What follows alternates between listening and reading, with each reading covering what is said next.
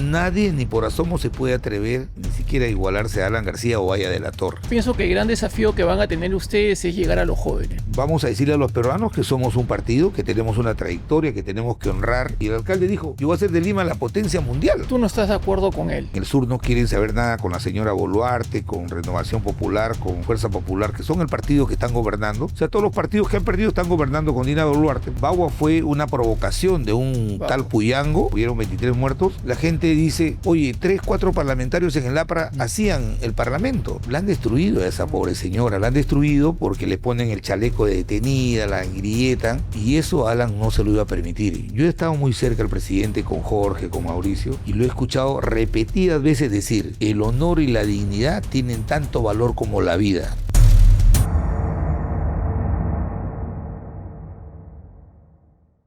Hola, soy Mario Figueroa y tengo el gusto de estar con quien fue 3 veces congresista, ex premier, ex presidente del Congreso y es una persona gran influyente del Partido Aprista. Gracias, Javier Velázquez Quesquén, por estar acá en este espacio conmigo. Hola, ¿cómo estás? ¿Qué tal? Muchas gracias por la invitación.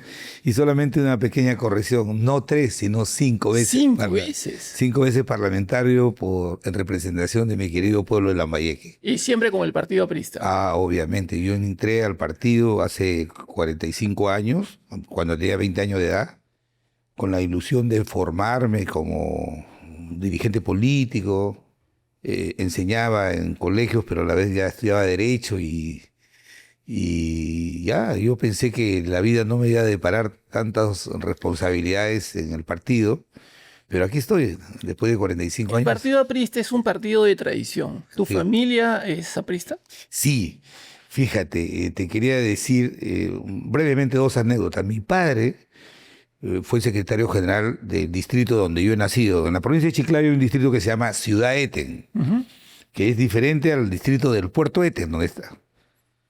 Y nosotros somos nacidos en Ciudad Eten. Mi papá nos llevó a Chiclayo cuando yo tenía 4 años, pero yo soy el cuarto de 15 hermanos. 15 hermanos. 15 hermanos. Entonces... ¿Y hermanos de papá y mamá? 19.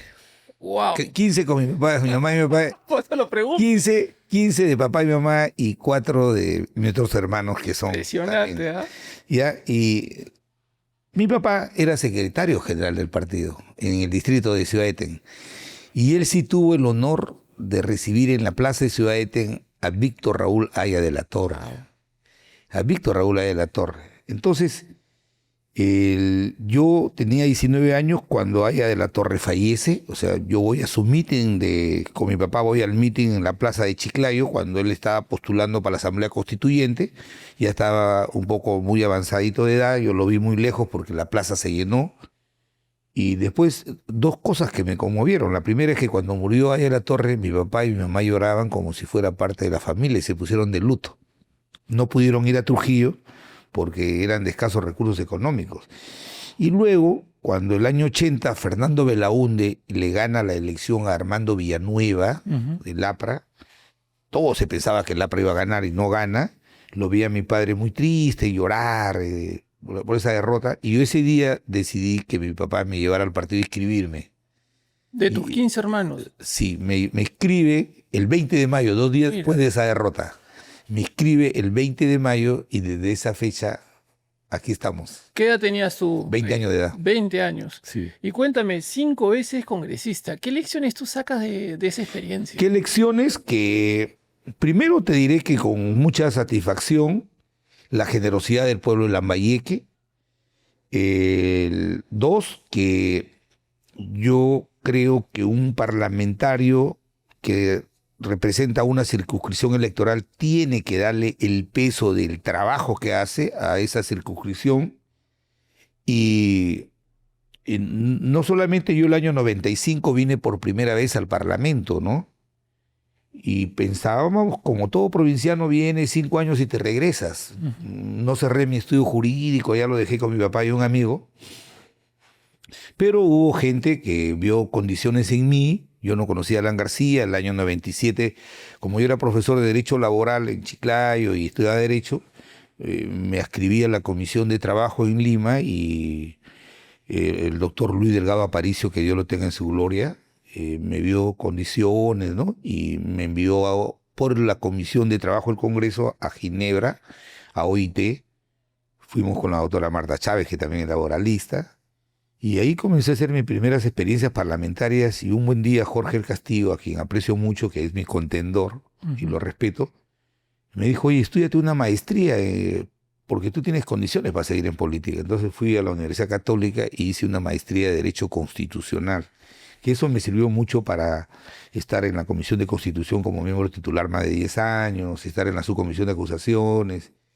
Y bueno, es el partido que te digo con mucho honor, que este es el partido donde uno puede hacer una carrera partidaria y el partido te da oportunidades. Aquí no hay que el partido pone primero tu condición económica o de dónde vienes, sino cómo tú qué haces, cuál es tu aporte al partido y a la sociedad y cómo avanza, ¿no? Entiendo que para hacer carrera política se demanda mucho sacrificio, ¿no? Y en tu vida personal, ¿cómo lo has sabido manejar? Sí, mira, todo en la vida es sacrificio. Mira, mi papá era cobrador de un ómnibus de Chiclayo a Puerto Eten Ujú. y le pagaban un sol diario. ¿Cómo podía mantener 4 o 6 hijos?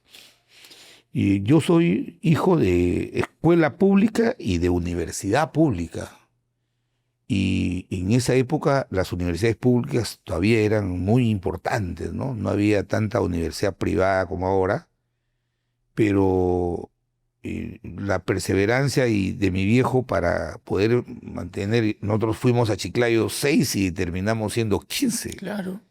Y el viejo nos decía, ¿sabes qué? Hasta quinto año y medio te ayudo, hijo, y el resto ya, nosotros con mi hermano Henry, que es el que está en Madrid, que me lleva un año de edad, nos pusimos a trabajar para poder postular a la universidad, ¿no? Pero yo guardo lecciones de 2 instituciones en mi vida. Yo a los 16 años, a los 15 años yo me hice bombero.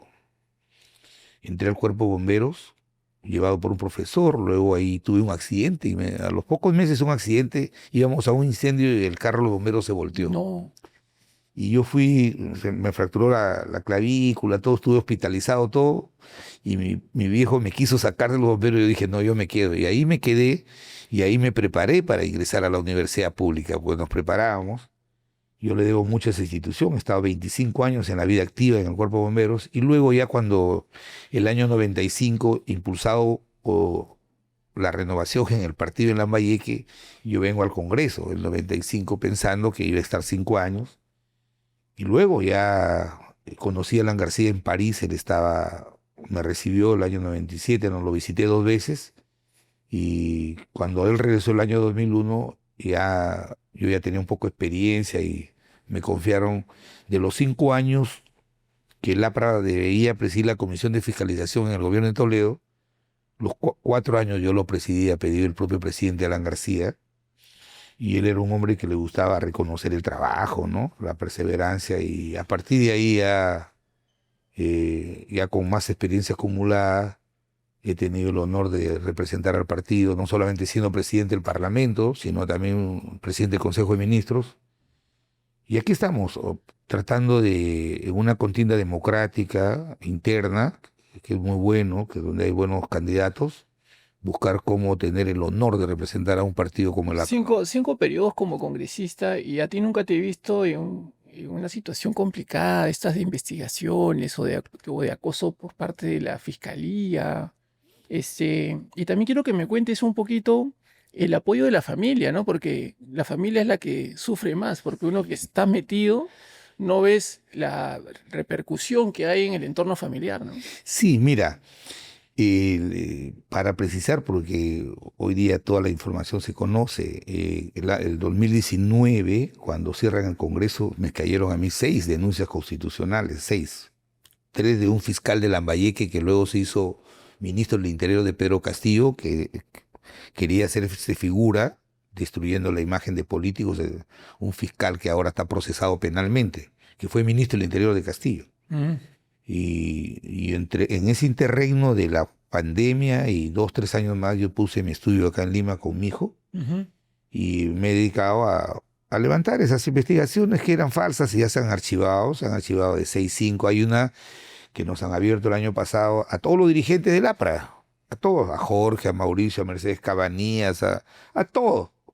Pero son investigaciones políticas, ¿no? Y creo que la Fiscalía ha denaturalizado las esencias de lo que debe ser el defensor de la legalidad, y ya vemos que hay fiscales que tienen una concepción política y usan el cargo para destruir a los adversarios políticos, ¿no? Pero eso no me amilana, porque no me has visto en eso, porque no me han allanado mi domicilio, no me han detenido Claro. 24 horas, porque son investigaciones que no tienen sustento y ya 5 de ellas han sido archivadas, queda una con todos los compañeros dirigentes, pero daremos la cara y explicaremos. Pero igual te generó pues un malestar, ¿no? Sí, la familia se afecta Sí, mucho, claro. la familia se afecta mucho. Yo he sido no he sido muy ordenado en mi vida personal porque le he dedicado mucho tiempo a la política. Te lo pongo así. Yo de lunes a jueves, yo a la gente en Lambayeque le decía, voy a Lima a trabajar. Si el Parlamento estuviera en Chiclayo, no me fuera a Lima. Entonces yo el viernes agarraba mi avión y me iba a Chiclayo. Viernes, sábado y domingo la gente en Chiclayo me veía como si verdaderamente yo venía a Lima a trabajar. Ujú. Y esa es la razón, creo yo, y explico por qué la gente 5 veces me ha votado, y 2 con las primeras votaciones en Lambayeque, y yo nunca he dejado, y he sido votado en segundo lugar, en tercer lugar, a pesar que el partido, por ejemplo, el año 2011 no tuvo candidato presidencial. Ujú. Y ese es el cariño de la gente, y hacemos. O sea, mucha gente cree que hacer una trayectoria política es malo, y yo creo que en el APRA, especialmente en el APRA, no se privilegia la partida de nacimiento, ni el único filtro para medir la renovación en la edad, sino cuál es tu aporte a la... ¿Tú sientes que hay esa reciprocidad con el país? O sea, los años que tú le has entregado como servicio para hacer obra, ¿no? Por nuestros propósitos como ciudadanos, ¿tú recibes esa reciprocidad? O sea, ¿tú Sí, sientes? sí, sí, te lo digo que sí. Yo creo que estoy satisfecho de todas las oportunidades o las responsabilidades que el partido me ha confiado, y que el país, por lo menos donde yo voy, la gente me reconoce. He tratado de cumplir la responsabilidad parlamentaria con mucha, con mucha responsabilidad, siempre pensando que detrás de mí habían 40.000, 45.000 lambayecanos que habían votado, que me habían ungido Claro. como primer votado, y que yo no podía pues cometer un estropicio, estar en esto de los mochasueldos, de la frivolidad, de estar chambeando desde una playa, Tú qué has sé yo. tenido la suerte de poder rodearte de una estructura política de un nivel totalmente distinto al que vemos ahora, ¿no? Mira, yo te digo lo bueno. Por ejemplo, Jorge, que era el secretario general, cuando yo vine al Parlamento, me dijo, estudiate una maestría. Claro, Segundo, el partido te dice, no te impone, pero te dice, oye, rodéate de buenos asesores. O sea, si tú vienes, está bien, agradecele al compañero que te ayudó a pegar el afiche, que te organizó la campaña. Pero acá lo que ve el país es el servicio que como parlamentario lo das. Entonces, te persuaden para que tú te rodees de los mejores. Inclusive, yo he tenido un asesor como el doctor Rodolfo Reina, que ahora es un analista político parlamentario, me ha acompañado muchos años, y yo lo conocí en Lima, recién egresado de la Católica, y lo llevé inclusive a ser jefe del gabinete de asesores de la PCM, pero gente muy solvente académicamente, y por eso es que la voz del Parlamento, te lo digo, y modestamente, la voz del APRA en el Parlamento se ha hecho sentir, inclusive a veces cuando hemos sido 4 parlamentarios de 120, ¿no? sí. ¿No? Y gente como Mauricio, oye, vas a hablar, ¿por qué vas a hablar con papel? Te obligaba a preparar, oye, ¿por qué vas a hablar con papel? Claro. Entonces, eso es lo que se ha perdido, porque hoy día en el Parlamento no hay ¿Y debate. qué pasa con el APRA? Cuando hablamos de reciprocidad y los años que tú le has dado al partido, ¿por qué la desafiliación? Eso de verdad es que nos cayó como una noticia que no lo podíamos creer. Mira, este es un tema ¿Sigue interno. desafiliado? No, ya no, ya desde ayer ya recuperé todos mis derechos. Desde ¿Qué ayer, pasó? ayer ya se pronunció el jurado. Ha habido un desencuentro en la alta dirección del partido, que la conforman 12 miembros. Hay 2 grupos, uno liderado por Mulder y el otro por Valderrama y el Personero. Y se han enfrentado, y al final de cuentas justos hemos pagado por pecadores, porque nos terminan sacando 11.000 que no O- tenemos nada que ver con su... Felizmente que gracias a Humberto Abanto, a Carla, que siempre ha estado a mi lado, y a pesar de estas dificultades, Carla García y Humberto Abanto y el doctor Gilberto Carrasco Lambayeque, hemos podido revertir no solamente mi condición de militante con todos mis derechos, sino de miles de militantes. Pero eso demuestra que en el APRA no hay unidad. No, mira, tampoco te digo que el APRA es un convento, ¿ah? Eso es una mentira. Nosotros somos un frente único, como verás, ahí van gente de todos los sectores. Si en la misma familia, Sí, a claro. pesar hay desencuentros entre hermanos, ¿cómo no va a haber este tipo de desencuentros? Pero ya lo hemos corregido, ya es lo bueno, pero lo que sí estoy convencido de que quien gane la elección interna va a tener todo el respaldo de la Te he militancia, ¿no? escuchado mucho que hablas de renovación. ¿Cuál es la cara más visible de esta palabra o término renovación? ¿Carla? Sí, para mí Carla ¿Por qué? es el impulso de la renovación. Primero porque ella irrumpe como una mujer no solamente con talento, con conocimiento, sino que ella sabe transformar los contenidos políticos y se los da muy sencillo a la gente y le genera mucha simpatía, mucha Chocarín. frescura. Entonces, y además porque no es una mujer ambiciosa en el partido de Viena. Nadie sabe que hace 5 años ella fue una de las perjudicadas, que porque el partido no escribió Fue la listas. más votada, ¿no? Sí, Claro. y porque no escribieron las listas, ella dejó de ser parlamentaria. Que hubiera sido, ella estuviera ahorita en la responsabilidad que yo pienso asumir. Pero ella se ha dedicado 5 años a visitar el país y personalmente te lo digo, en Lambayeque la quieren un montón. Tiene ese carisma que Tiene un no tiene. montón, sabe comunicar bien, es inteligente, se está preparando y reconoce la trayectoria. Y yo de verdad que en ella he podido compatibilizar. Además de que, si bien es cierto, pasarán 50 años para que surja otro Alan García, otro Aya La Torre. Yo tengo la suerte de haber trabajado 23 años al lado de su padre, de Alan García, y lo que yo aspiro es a aplicar sus enseñanzas Sí. de Alan García. Todas sus enseñanzas, su forma de trabajo, la forma de ver el país. Yo no me precio de ser amigo personal del presidente. Y te digo una cosa, Jorge y Mauricio sí son amigos personales de Alan. Pero yo no era su amigo personal. Él me tenía mucho aprecio, mucho respeto porque él me entregaba responsabilidades y yo le daba resultados, ¿no? Entonces, y he visto cómo él, la visión que tenía del país, de proyectarlo, y a veces de la incomprensión de mucha gente. Partidos como el nuestro somos siempre pasibles, objeto de que haya resistencias que se van creando en el curso de la historia, pero eso no nos debe de ninguna manera obnubilar. Por Te eso, veo muy cerca a Carla y a Humberto. Carla, como bien tú la describes, algo que yo sí se lo he dicho y lo valoro es el acercamiento que tiene con la gente, es único. Ese carisma es un regalo que Dios le dio así y es. creo que es la mejor herencia que tiene de su padre. Sí, exactamente. Y no es fácil también cargar con un apellido tan fuerte como García, ¿no? Que ha sido un presidente que ha marcado pues un hito en la política en el país. Y Humberto Abanto. Humberto es del partido, está inscrito en el partido. No, pero yo lo he conocido siempre. Y Carla no solamente su carisma, Carla es una mujer muy inteligente. Sí, ¿ya? muy preparada. Una idea te la condensa y sabe transmitirla directamente. Ujú. El caso de Humberto yo lo conozco de años en el Claro. partido, de años. Era un abogado que se estaba formando, pero así es, pues mira, lo he comenzado a mirar y vuelve él a repetir la tradición que siempre hay en el APRA. En el APRA siempre tiene los mejores juristas del país. Y me hace ver, por ejemplo, que hasta la década del 90, uno de los mejores penalistas que tenía el APRA era Carlos Enrique Melgar. Ujú. Defendía las causas más complicadas. Y ahora, como dice Carla, Humberto es un crack del derecho. Es un crack.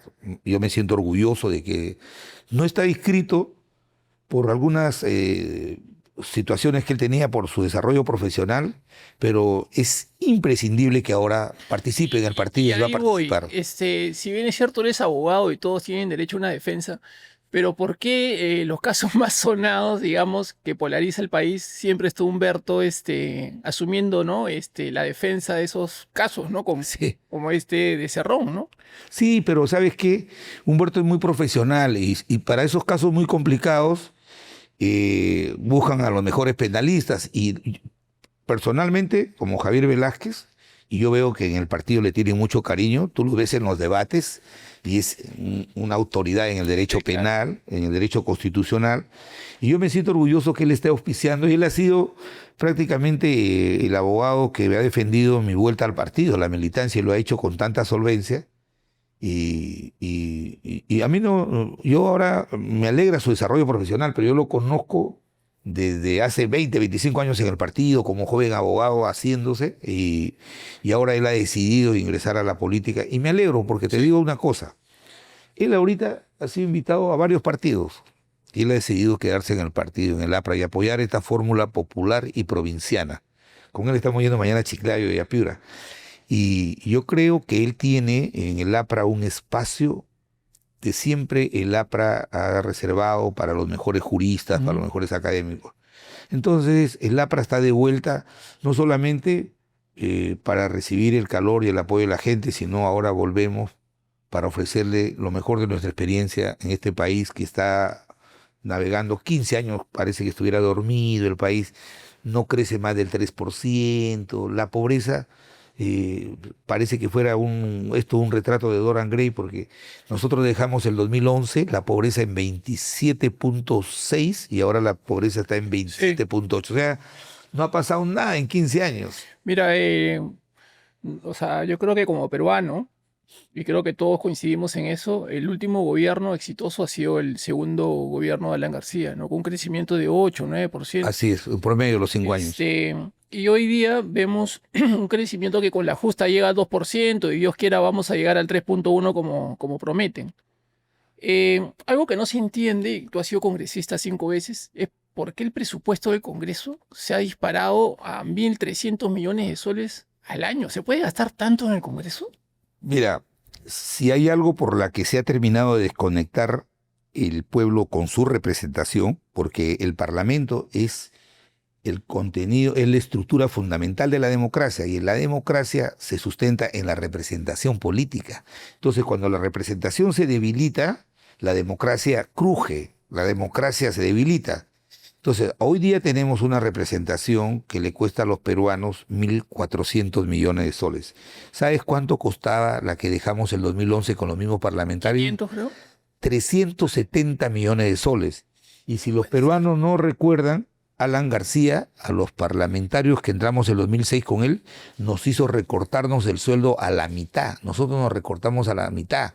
Tenía la gran bandera que no se le reconoce a Alan García, que fue un hombre muy austero.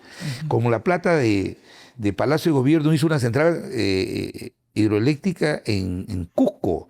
Entonces, si no volvemos a tener integridad en la función parlamentaria, el Parlamento, que es, como te digo, una institución esencial de la democracia, va a seguir permitiendo que el sistema político siga deteriorado y no acompañe la prosperidad que debemos, por la que debemos llevar a los peruanos. ¿Por qué?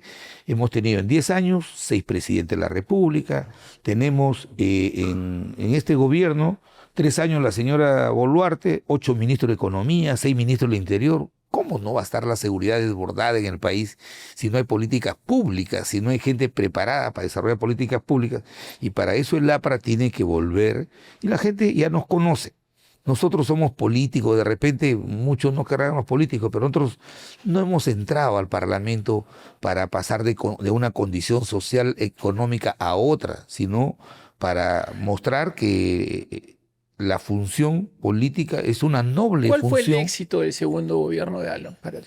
Mira, el éxito te lo No es pongo. el precio de los minerales. Porque la gente dice el precio de los minerales. Te lo pongo así. El año 2011, cuando dejamos el gobierno, el oro estaba en $820 la onza. Hoy día está en $3.000 la onza, casi 5 veces más. Se supone que el país debería crecer, claro, no 9%, 8% debería estar creciendo más del 20 puntos. Entonces, eso es mentira de que Alan García aprovechó el precio de los commodities. Pero te cuento una experiencia que yo la he vivido cuando fui primer ministro, porque vino la crisis financiera internacional en el 2008-2009, y gracias a la gente de la que se rodeó Alan García, un gran ministro como Luis Carranza Ugarte. Sí. En América Latina, los efectos de la crisis financiera internacional hizo que en América Latina todos los gobiernos, para evitar que se caiga el gasto público y por ende se retire la inversión privada, todos dieron bonificaciones a los trabajadores, pusieron plata en la bolsillo de la gente.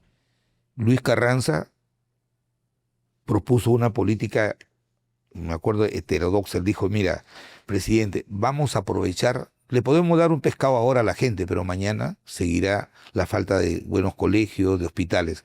Vamos a aprovechar esta crisis para hacer la mayor inversión en infraestructura. Y por eso es que nosotros hemos dejado 35 hospitales y no se ha vuelto a construir en 15 años un hospital más. Y hicimos el programa de recuperación de colegios emblemáticos, ¿recuerdas? Reconstruimos colegios emblemáticos, les dimos a los colegios para que pudieran una determinada cantidad de soles por cada aula para que pudieran arreglar los colegios, para que no le estén sacando los directores a los padres de familia plata para pintar el aula, todo eso. Y fuimos el único país en la crisis que creció 1%, ¿cierto? Pero no tuvimos déficit. Sí. Entonces, Alan se rodeó de mucha gente, y la gente se ha olvidado que nosotros le entregamos el Ministerio del Ambiente a Antonio Brag. ¿Quién puede dudar de Antonio Brag? Y te digo algo más, querido amigo. ¿Quién fue el que designó a Velarde en el BCR? Nosotros. Y no porque era aprista, no para que gobierne para los apristas. El doctor Julio Velarde fue designado por primera vez por Alan García. Un gabinete multipartidario. O sea, porque lo que se ve acá es que se da prioridad a la gente del partido. Pero yo creo que el expresidente Alan García supo rodearse ante los partidos con los mejores profesionales, ¿no? Exactamente, pero te digo algo más. Y esto no es una infidencia. Cuando Alan García ganó el 2006, me acuerdo éramos 36 parlamentarios, y él nos reunió y dijo, miren, en una pizarra dijo, ¿cuál es nuestra votación? 22%, le habíamos ganado. La segunda, que habíamos ganado en segunda vuelta, esa es votación prestada. Esa es votación prestada, esa no es votación nuestra. Entonces él hizo una fórmula y dijo, al partido le corresponden 4 o 5 ministros, el resto van a ser independientes, y así fue. Pero él tuvo, yo creo que ya en la experiencia, dijo, se nos había acusado de haber manejado mal económicamente la economía del año 85-90, y puso a este economista que es, como dice Carla, un crack en economía, Lucho Carranza.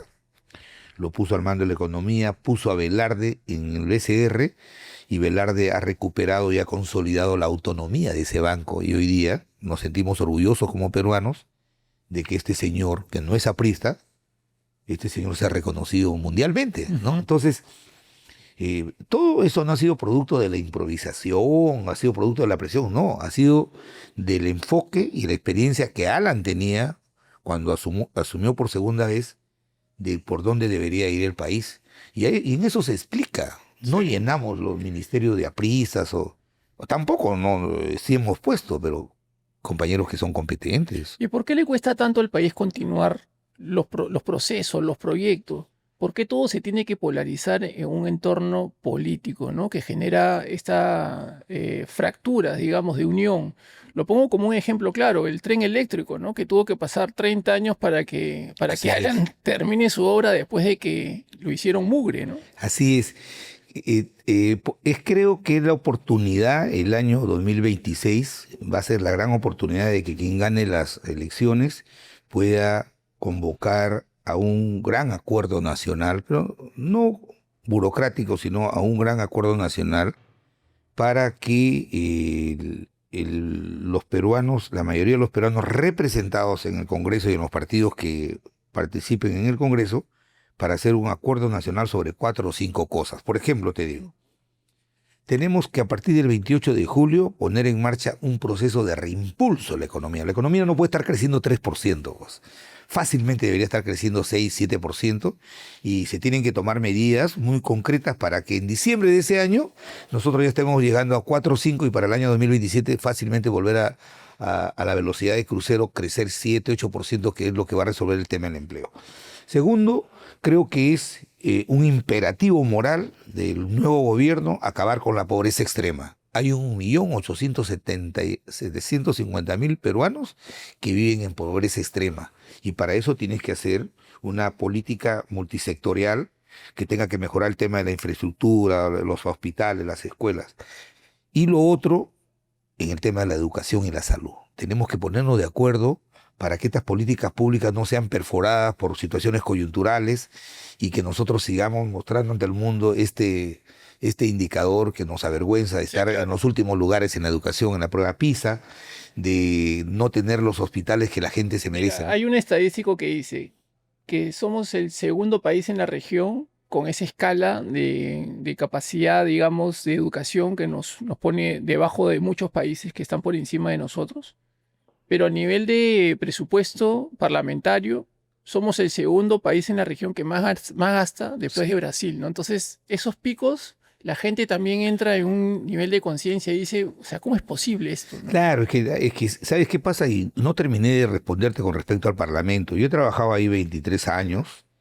He trabajado 23 años, lo considero mi centro de trabajo. Me siento orgulloso de haber trabajado ahí y es muy difícil, te digo, es reelegirse, ¿ah? Muy difícil. Y yo me he reelegido 5 veces y en mi región. Pero te digo de que hay algunos parlamentarios que ven el cargo congresal como privilegio y no como una función de servicio. Entonces, se embriagan y ya les gusta el policía que los acompaña, las oficinas, y el Parlamento hoy día ha multiplicado por 4 el personal que tiene. Es un séquito O de sea, gente que lo... Mira, te lo pongo así. Nosotros, cuando yo soy presidente del Congreso, teníamos 18 comisiones ordinarias y 4 extraordinarias, no más de 4 extraordinarias. O sea, había por ejemplo, el terremoto del 2007. Hay que investigar las causas, cómo resolver. Una comisión investigadora. Pero hoy día hay 23 comisiones ordinarias y hay la misma cantidad de extraordinarias. O sea, cada parlamentario tiene su juguete propio y su personal propio. Entonces, eso ha hecho que la gente cada vez más esté más desafecta de la representación parlamentaria y eso evidentemente salpica a la representación política y nos alcanza a todos los políticos. Ahora que me tocas Pisco, recuerdo el terremoto de Pisco, pero Pisco se quedó ahí. O sea, no se pudo recuperar la ciudad de Pisco. Un proceso, mira, ahí hubo un terremoto, el gobierno reaccionó rápidamente, se dio el bono 6.000, ¿recuerdas? Bono 6.000. Creo que Fabre presidió un comité. Exactamente. Y Alan buscó a un representante de la empresa, un hombre que había sido su crítico, pero un hombre trabajador y honesto como Fabre, ¿no? Y no pudo, porque si hoy día en el Perú, ante la inseguridad, hay impaciencia, ya te imaginas en un terremoto la impaciencia de la gente, porque de un día para otro le construye la casa. Nos dejó grandes experiencias, pero dejamos 4 hospitales en esa zona que se entregaron, 4 hospitales, y lamentablemente hasta ahora no se ha terminado de sanear ese tema del terremoto en Pisco, pero nos dejó una gran lección. El país tiene que prepararse, tiene que tener presupuestos para prevenir este tipo de desastres. Y esto no es solamente para atender una situación de hecho, sino preventiva. Por eso es que en el gobierno después nosotros ya incorporamos este famoso instrumento de gestión moderno que es el presupuesto por resultado, lo incorporó Lucho Carranza, y a los municipios y a las regiones se les asignaba partidas presupuestales como estímulo en la medida que ellos hicieran actividades orientadas a prevenir desastres, ¿no? ¿Cuántas listas internas hay en el partido? Mira, hay varias y que me parece muy bien. Me parece que está Jorge del Castillo, que está con Mauricio. Yo tengo un gran aprecio, he trabajado con ellos. Está Jorge. Y se unieron, ¿no? Porque Sí. estaban abiertamente... Son discrepancias, pero está bien. Expresan un sentir de una parte de los militantes y me parece bien. Ujú. Otra en la que estamos los intermedios, ¿no? Carla, Lucho Wilson, que ha sido congresista y ha sido decano del Colegio Médico de Cusco, quien te habla. Y también la representación juvenil a cargo de este chico Enrique Valderrama, que tiene un gran futuro en el partido. Entonces, y también está Hernán Garrido Leca Y he visto otros compañeros que se han anunciado, pero creo que es una fiesta democrática y yo miro el lado positivo de eso, es que somos el único partido que hacemos elecciones de un militante, un voto. O sea, los compañeros militantes van a definir quién va. Segundo, es que habemos dos primeros ministros del segundo gobierno de Alan García, que estamos postulando a la candidatura presidencial, tanto Jorge como yo. Está Hernán, que ha sido ministro de Salud y de Vivienda, y están otros compañeros que aspiran a... ¿Y esas listas, tú crees, Javier, que no fracturan la unión del partido? No, es que Porque en una contienda siempre te vas a tener que golpear, ¿no? Y a sí, veces esos golpes... pero ¿sabes qué? Peor es que hagamos que un partido que tiene 100 años de existencia utilicemos mecanismos que están reñidos con la democracia. O sea, qué bonito, tú al compañero militante no le has dado trabajo, no le das para que vaya a votar y le imponen las candidaturas vía elección de delegados. O sea, se eligen delegados y vienen 200 delegados y toman las decisiones por todos los militantes. Yo creo que eso no es tan democrático. ¿Y por qué la diferencia cuando estaba el expresidente Alan García? Que pudiesen haber diferencias en el partido, pero uno ni lo sentía. Él las catalizaba porque él era un líder indiscutible. Como te digo, nadie ni por asomo se puede atrever ni siquiera igualarse a Alan García o Aya de la Torre. Son genios de su tiempo, para su tiempo, que han resuelto los desafíos de su tiempo. Solamente nosotros postulamos diciendo, hemos aprendido las enseñanzas, yo que he estado cerca de Alan García 23 años, he aprendido de sus enseñanzas y quiero desarrollarlas y ponerlas en práctica. Obviamente, nosotros mismos nos estamos innovando. O sea, y modestamente te lo digo, yo después de que dejé de ser primer ministro me fui a la Universidad del Pacífico a hacer una maestría en gestión pública para ver cómo los técnicos forman su proceso de toma de decisiones. Entonces nosotros no somos improvisados, estudiamos, pero también hemos estado en la tarea del Estado. Y eso también, por eso cuando hablamos de la renovación del APRA es intergeneracional y es progresiva. En la medida, obviamente tú eres más joven, tienes energías, tienes ideas frescas, vienes con mayores energías, perfecto, pero también tienes que tener mérito, capacidad. Eso es el APRA. En los últimos 10 años han pasado más de 6 presidentes y muchos pueden cuestionar a la Fiscalía como un tema de persecución y otros reclaman justicia. Tenemos al presidente Fujimori que fue sentenciado, tenemos a Alejandro Toledo, tenemos a un PPK que ya empieza ahorita los procesos para que pueda ya recibir una sentencia. Y el tema del caso del doctor Alan García, que también, no sé, o sea, terminó de una manera nefasta y siguen los casos. ¿Esto es normal? Mira, si hubiera un sistema de administración de justicia autónomo, alejado de la influencia política, podríamos decir que es normal. Pero, por ejemplo, te pongo el caso de la señora Keiko Sofía Fujimori, que es nuestra adversaria política. El tema de los aportes de campaña, todas esas cosas que se la quiera procesar por delito de lavado de activos, eso desfigura la objetividad que debe tener el Ministerio Público. Entonces, si al tiempo, en todo el mundo, la política recibe financiamiento, en todo el mundo, en todo el mundo, en Alemania, en Estados Unidos hay agencias. Pero se tiene que declarar. Se declara esas cosas. Entonces, ahora ya sí está sancionada los fondos ilícitos, pero la han destruido a esa pobre señora, la han destruido porque le ponen el chaleco de detenida, la engrilletan, y eso Alan no se lo iba a permitir. Yo he estado muy cerca del presidente, con Jorge, con Mauricio, y lo he escuchado repetidas veces decir, el honor y la dignidad tienen tanto valor como la vida. Yo no podría vivir sin dignidad y sin honor. ¿Cuáles son tus opiniones de Atala, de Cornejo, de esos partidarios que de pronto salieron buscando oportunidades en otros partidos? Mira, no lo juzgo, pero te diré, de Cornejo lo conozco, un buen ministro, un buen profesional, y yo lo sigo considerando un hombre honesto, y no será culpable hasta que la justicia no lo establezca así. Un técnico de primera, un hombre sano. El señor Atala lo he conocido poco, pero que hayan buscado otras opciones por donde participar, por lo menos Enrique, yo respeto su decisión, ¿no? Pero el APRA sí depura sus cuadros y procesamos. Estamos los que debemos estar y les deseo suerte si van en una aventura política, ¿no? ¿Fue fácil trabajar con Alan? ¿Cómo era trabajar con Alan García? Mira, en mi apreciación personal, no era, no te digo que era un hombre complejo, ¿no? Eh, Armaba un consejo de ministros y 2 horas te explicaba cómo se estaba moviendo el mundo. Económica, políticamente, daba una clase de política. Y luego venían los debates de las... Pero ¿sabes qué?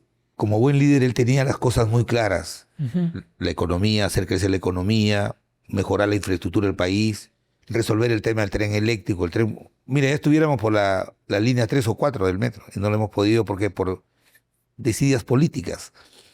Y hoy día el metro traslada, Sí. el tren, este tren eléctrico traslada 1.800.000 personas diarias. Imagínate si no se hubiera hecho, no se hubiera terminado el metro, cómo estuviera Lima colapsado.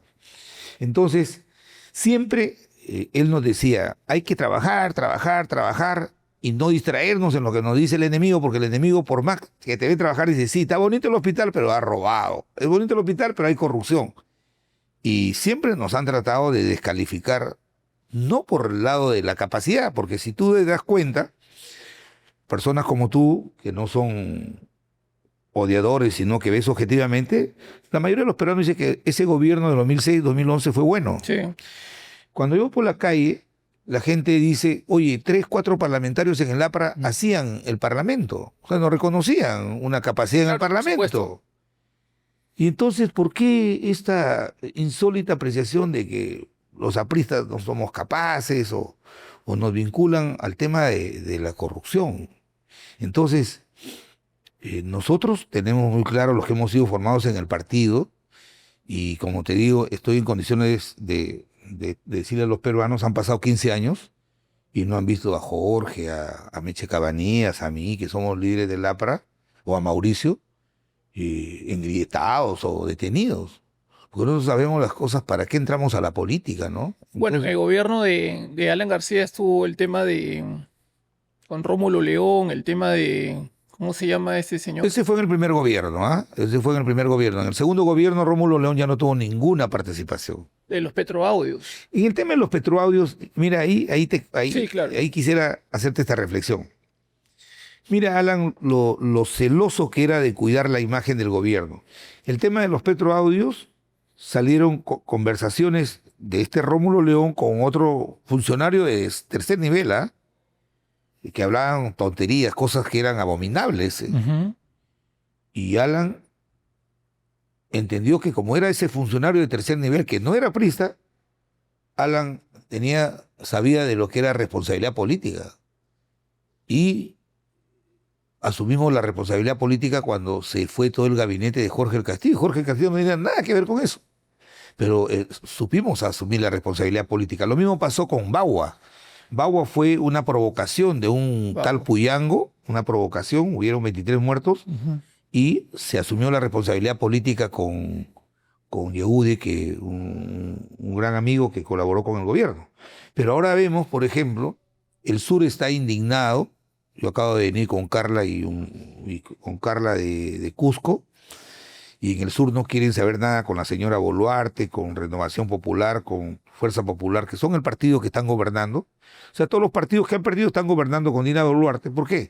Porque han matado a 50 personas en Ayacucho, en Puno, y nadie ha respondido políticamente de eso. ¿Tú estás de acuerdo en que el Perú se mantenga en la Corte Interamericana de Derechos Humanos?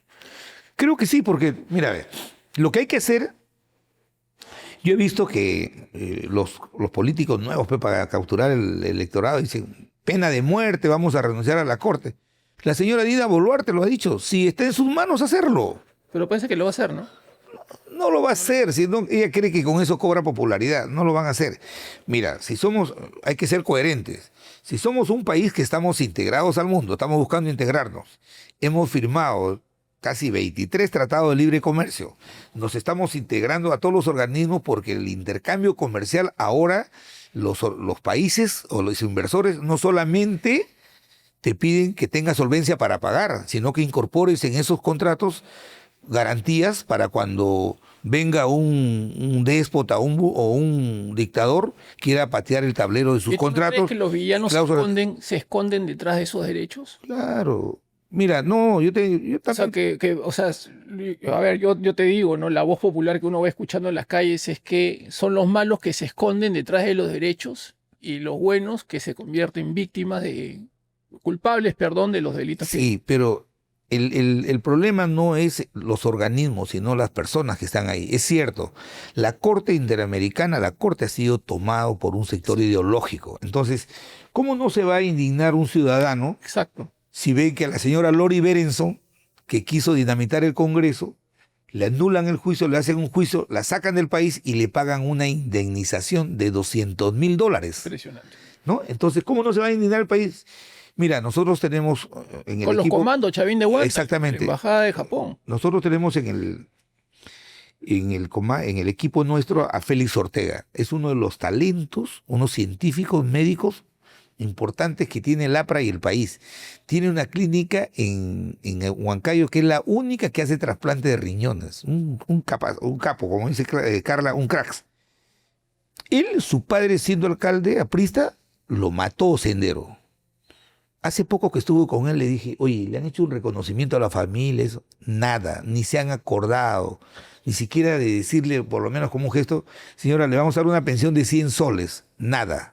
O sea, el Perú a sus víctimas del terrorismo las trata así como personas de segunda categoría.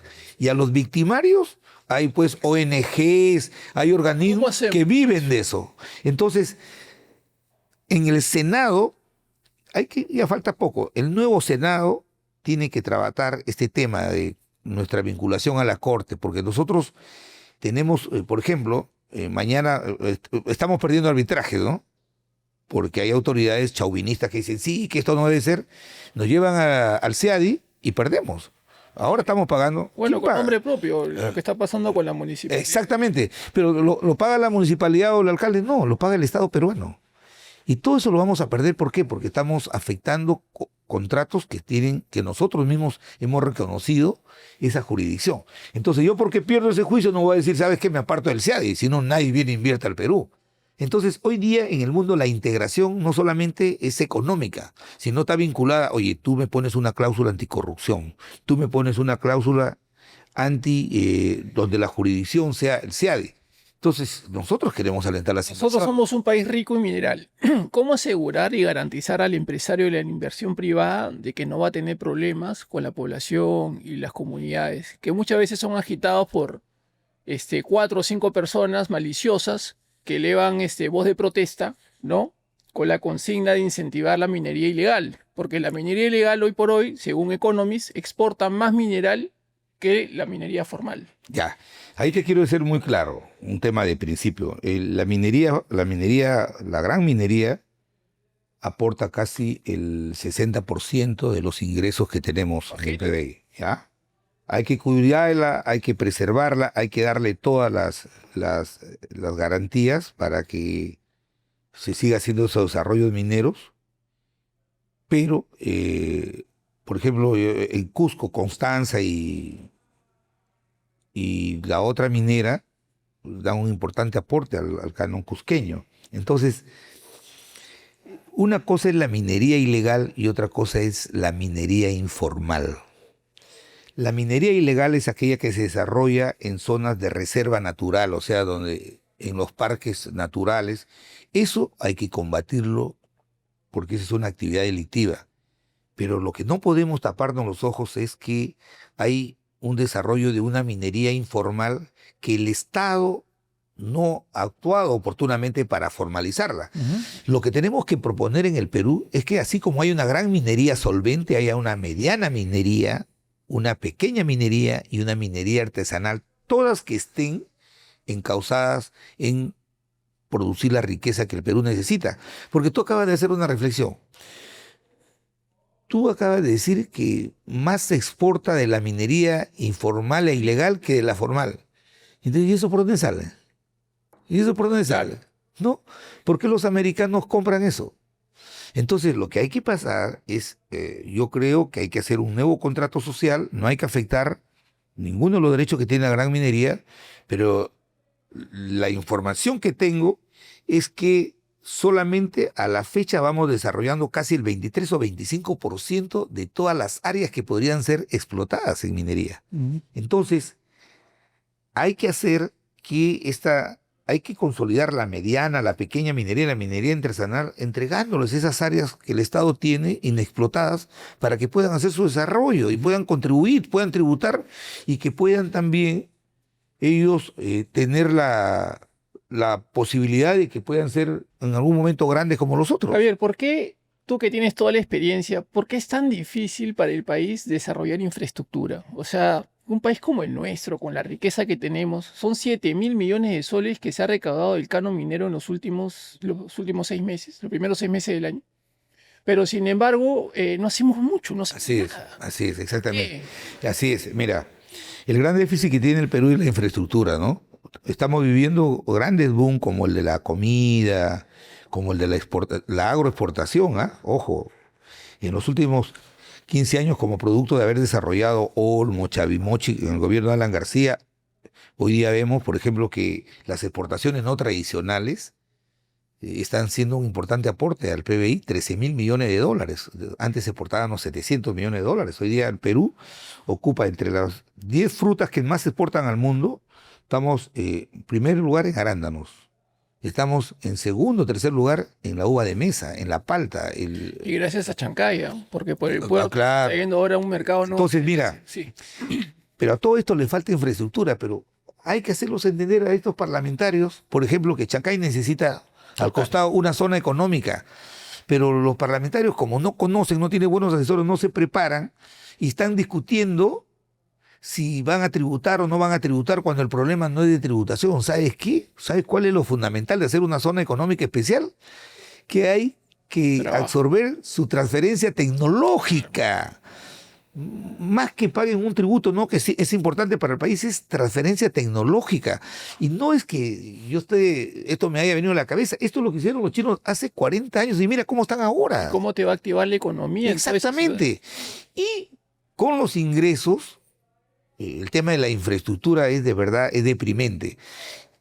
En este sentido, en los grandes proyectos de infraestructura debe ser liderado por el gobierno nacional y hacerlo ahora bajo estos nuevos mecanismos modernos de contratación. Lima, Chancay son 70 kilómetros y lo haces en 3 horas. No puede ser, pues. O sea, ¿cómo puede ser posible? Mira, recién se están terminando de hacer los estudios, o ya creo que se han entregado para hacer, por ejemplo, la carretera central. No puede, pues, tener una carretera central cuando vemos que del centro del país alimentan la economía, traen los alimentos a Lima, y tener la carretera que tenemos, ¿no?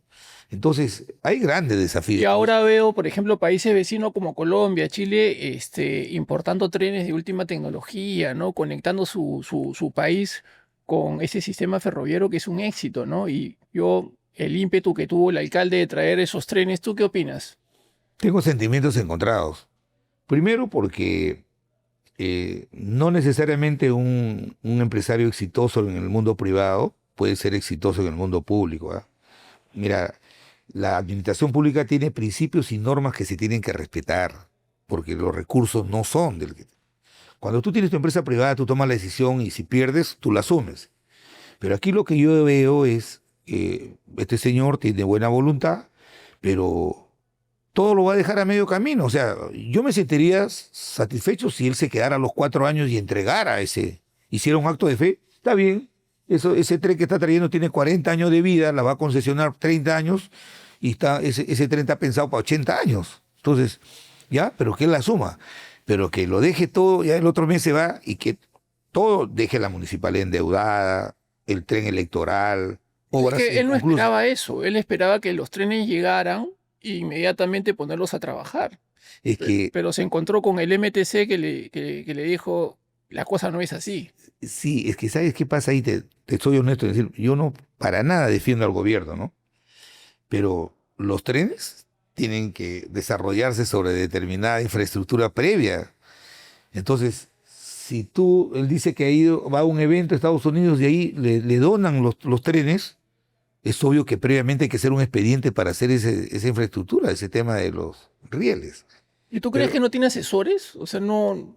No, yo creo que sí, pero en gestión pública es cero. Vas a ver que van a haber problemas ahí, van a haber problemas, porque con mayor razón que ahora se está yendo, tiene el imperativo de ganar la elección, porque si no la gana, al que lo está dejando, le van a llover los procesos judiciales. Porque en el Estado todo se hace con un proyecto de inversión, querido amigo. Todo se hace con un proyecto de inversión. Es que no es tu plata, no es la mía, es la plata de los peruanos. Entonces, ¿cuánto va a costar este pavimento? Tanto.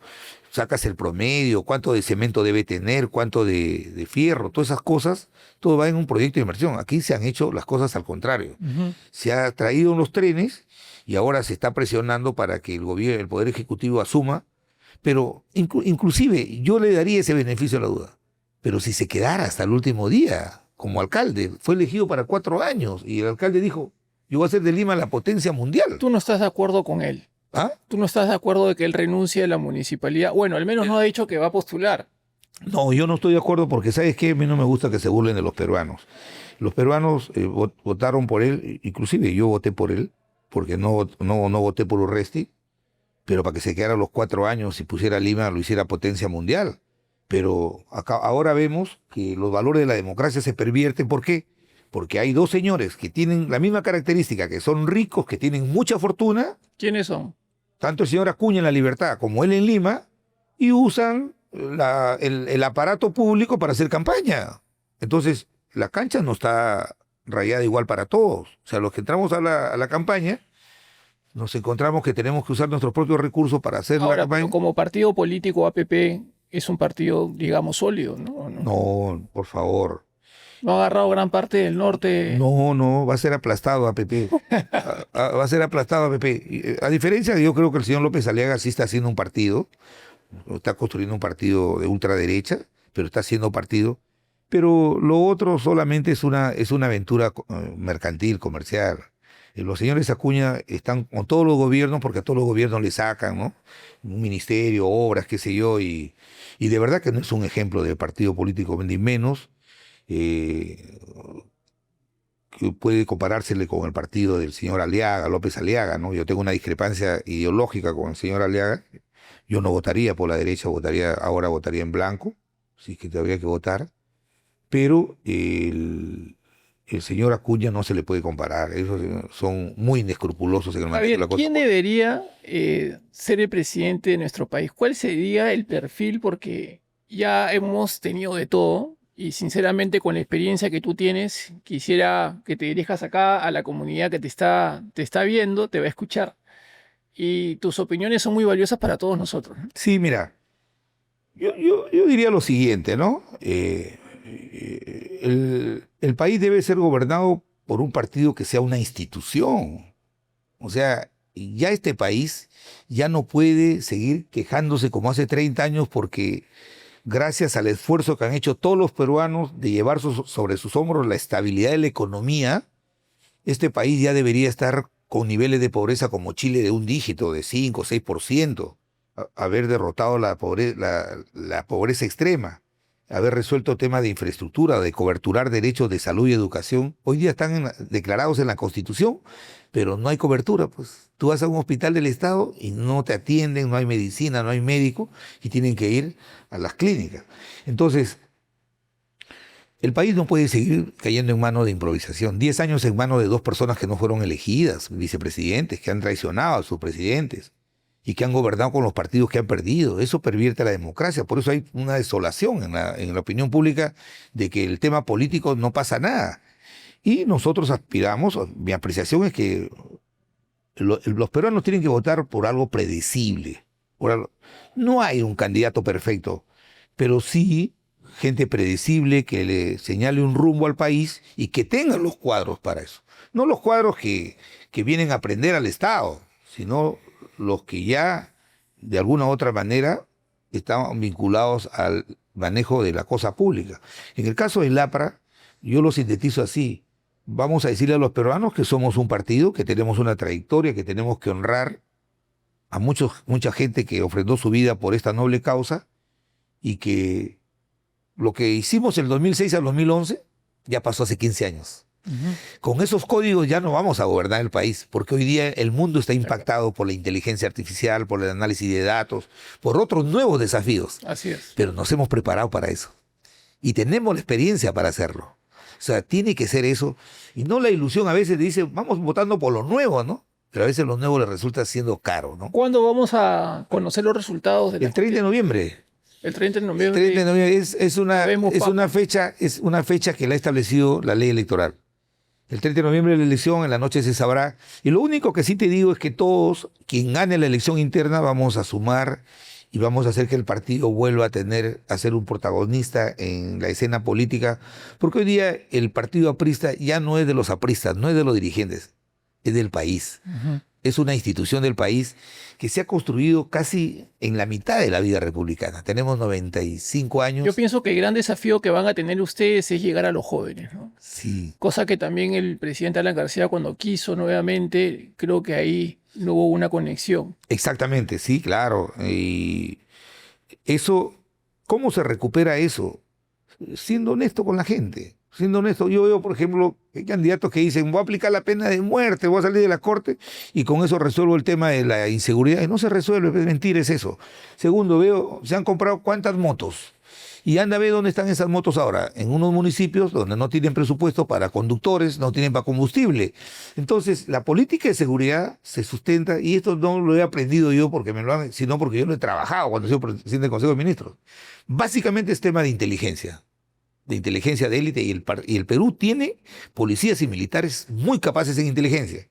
Y hay que hacer una gran alianza de esa inteligencia con la inteligencia artificial, poner esta herramienta al servicio de ellos, y que el factor sorpresa, que es la reserva de la estrategia, sea la bandera que le permita a los ciudadanos en determinado momento ver que verdaderamente se quiere reducir la delincuencia y el crimen organizado. Y los problemas sensibles sí pueden ser resueltos, y nosotros tenemos los equipos preparados para eso, ¿no? Muchas gracias, Javier, por tu tiempo. Te deseo todo lo mejor y sobre todo por el bien de un país que tanto lo necesita. Eso es todo, señores. Muchas gracias. Muchísimas gracias. Vamos por más.